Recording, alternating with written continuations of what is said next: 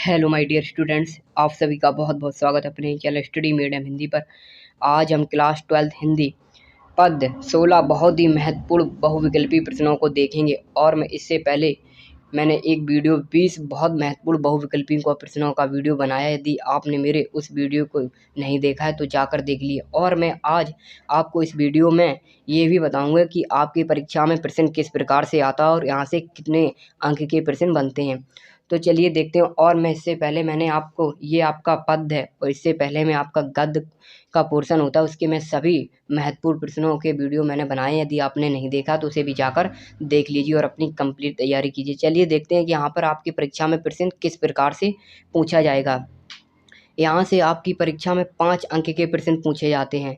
यहाँ से आपकी परीक्षा में 5 अंक के प्रश्न पूछे जाते हैं और 5 अंक के प्रश्न आपके गद्य से पूछे जाते हैं। कुल मिला के आपके जो बहुविकल्पी ऑब्जेक्टिव प्रश्न होते हैं वो 10 अंक के आपकी परीक्षा में पूछे जाते हैं। और आपको इसी प्रकार से प्रश्न दिया जाएगा और आपको 4 ऑप्शन मिलेंगे। आपको बताना होगा कि कौन सा ऑप्शन सही है। तो चलिए देखते हैं आज का पहला प्रश्न।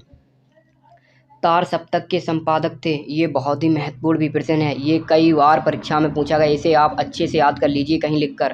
तार सप्तक के संपादक थे तो कौन थे? चलिए देखते हैं। पहला ऑप्शन यहाँ पर दिनकर, दूसरा है अज्ञे और यहाँ पर तीसरा है निराला, चौथा आपका ऑप्शन दिया गया मुक्तिबोध। तो आपका ऑप्शन नंबर जो दूसरा एकदम में करेक्ट आंसर होगा, जो कि आपके तार सप्तक के संपादक कौन थे? अज्ञे जी थे।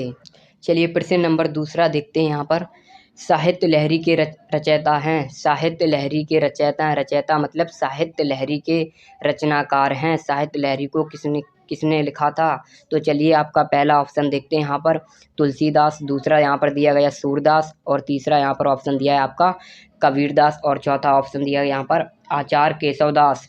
किस किस बच्चे को इस आंसर इस क्वेश्चन का पता है? जिस बच्चे को इस क्वेश्चन का आंसर पता है वह मुझे कमेंट करके अवश्य बताए। तो चलिए देखते हैं। साहित्य लहरी के रचयिता हैं सूरदास। साहित्य लहरी के रचयिता कौन है? सूरदास। आप इसे अच्छे से याद कर लीजिए। चलिए प्रश्न नंबर तीसरा देखते हैं। हिंदी साहित्य के किस काल को स्वर्णयुग काल कहा जाता है? आपको बताना होगा कि हिंदी साहित्य के किस काल को स्वर्णयुग काल कहा जाता है। तो आपका पहला ऑप्शन दिया गया आदिकाल, दूसरा ऑप्शन दिया गया यहाँ पर भक्ति काल और तीसरा रीतिकाल, चौथा दिया गया आधुनिक काल। तो आपका ऑप्शन कौन सा सही होगा? आपका ऑप्शन दूसरा एकदम करेक्ट आंसर होगा। आदि हिंदी साहित्य के किस काल को स्वर्णयुग काल कहा जाता है, यानी कि स्वर्णयुग काल को हम भक्ति काल भी कहते हैं।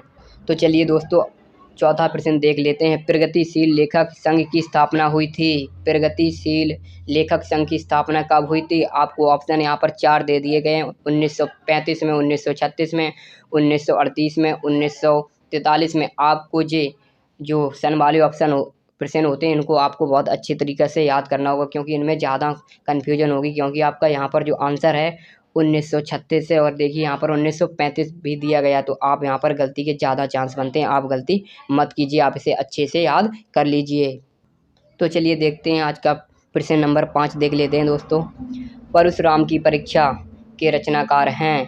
परशुराम की परीक्षा के रचनाकार हैं। पहला आपका ऑप्शन दिया गया यहाँ पर महादेवी वर्मा, दूसरा ऑप्शन दिया गया यहाँ पर जयशंकर प्रसाद और तीसरा दिया गया रामधारी सिंह दिनकर, चौथा मैथिली शरण गुप्त। तो परशुराम की परीक्षा के रचनाकार कौन हैं? रामधारी सिंह दिनकर। आपका ऑप्शन नंबर तीसरा एकदम में करेक्ट आंसर होगा। तो चलिए देखते हैं प्रश्न नंबर 6 देख लेते हैं आज का।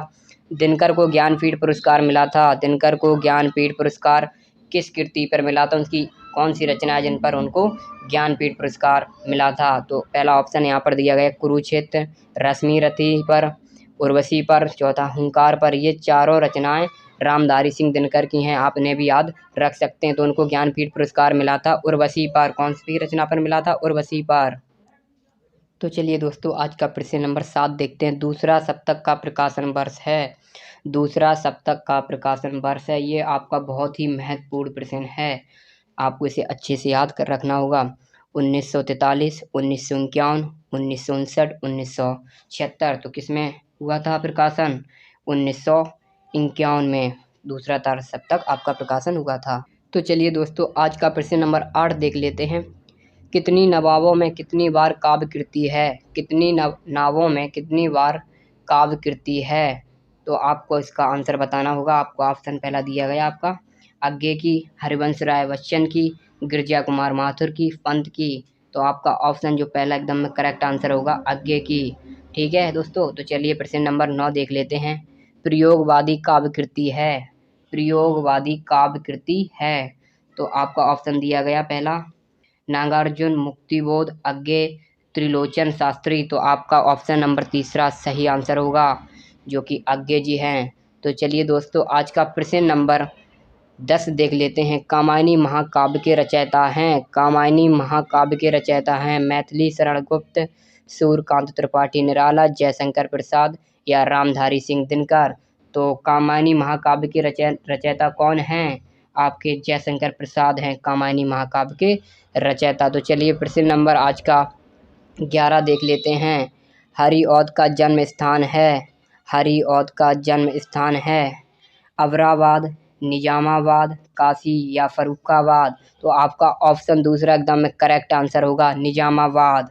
तो चलिए दोस्तों आज का प्रश्न नंबर 12 देख लेते हैं।